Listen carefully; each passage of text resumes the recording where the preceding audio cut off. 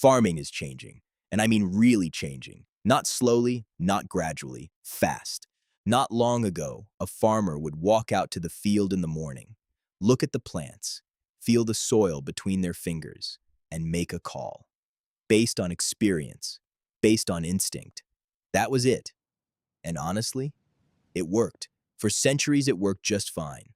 But today that's not enough anymore. Fields are bigger, the variables are more complex, and the pressure to produce more food at lower costs with less damage to the environment, that pressure just keeps growing every single year. So something had to change, and it did. It's called Agriculture 4.0, or depending on who you ask, Agriculture 5.0. And I want to explain what that actually means, because it matters, not just for farmers, for all of us. Let's go back to the beginning for a second. Farming has been through revolutions before. The first one was mechanization. Tractors replaced horses, combines replaced scythes, and suddenly one person could do the work of 20. The second revolution was the Green Revolution. Fertilizers, pesticides, new crop varieties bred for higher yields. Food production exploded. And then came the third wave, precision agriculture. The idea behind it is almost painfully simple. Give the plant exactly what it needs, when it needs it, where it needs it. Not more, not less, precisely. That idea, that simple idea, became the foundation of what we now call Agriculture 4.0. So what is Agriculture 4.0 really? It's what happens when you take precision farming and combine it with modern data systems. Sensors, drones, satellites, weather stations, machines that record everything they do and send that information somewhere useful. Farmers stop guessing and start knowing. And all of that is possible because of something called the Internet of Things, IoT. Every part of a farm, the soil, the plants, the air, the machinery, can become a source of data, constant, real-time data. Some estimates say that IoT technologies alone could increase global agricultural productivity by 70% by 2050. 70%. But here's the thing people miss. Data is not information. Data is just numbers, just images sitting on a server somewhere. On its own, it means absolutely nothing. It only becomes useful.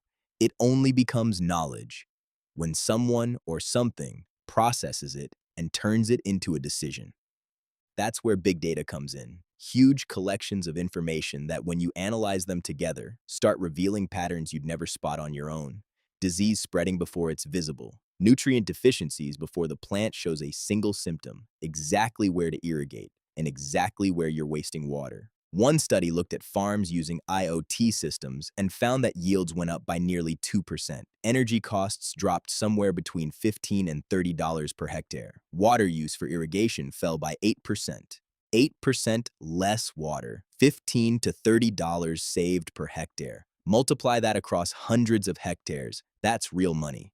But Agriculture 4.0 is only half the story. Because there's 5.0, and this is where things start to sound like science fiction, except it isn't fiction anymore. Agriculture 5.0 is robots, artificial intelligence, machines that navigate fields on their own, without a driver, robotic arms that pick fruit, carefully, precisely, one by one. Systems that don't just collect data, but make decisions and act on them, without waiting for a human to press a button. Why do we need that? Because farming has a labor problem, a serious one. For most of human history, the majority of people lived in rural areas. They were close to the land, close to the work. That's changed completely. The world is urbanizing fast, and the countryside is emptying out. Finding seasonal workers, people willing to spend weeks harvesting strawberries or tomatoes in the heat, is getting harder every year. Robots can fill that gap. They work longer. They don't get tired. They don't need breaks or housing or contracts, and they're getting better and cheaper all the time. That doesn't mean robots replace farmers. It means farmers can focus on what actually requires human judgment, while the machine handles the repetitive stuff. And here's something I find genuinely interesting. This technology is an opportunity, especially for young people entering the industry.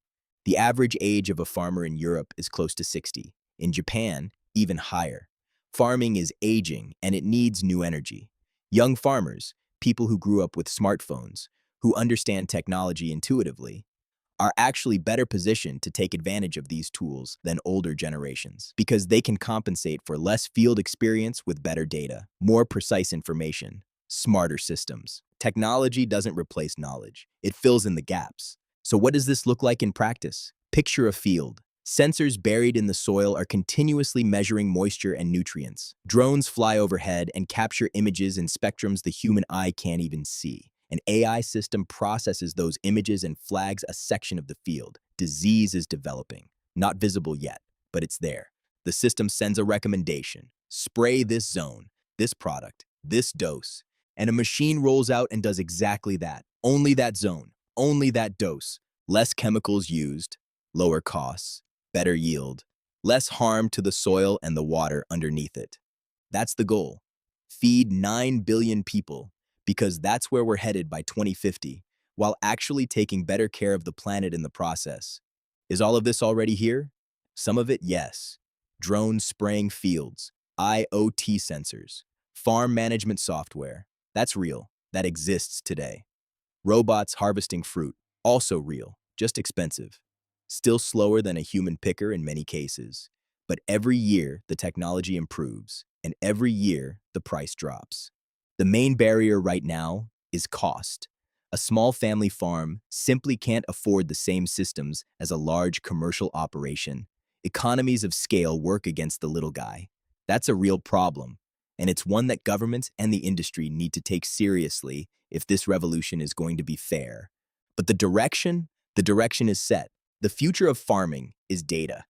It's decisions based on information, not gut feeling. It's machines that support the farmer, not replace them. And it's access to tools that were once only available to the biggest players, slowly becoming available to everyone. The question was never whether this would happen. The question is just, are we ready?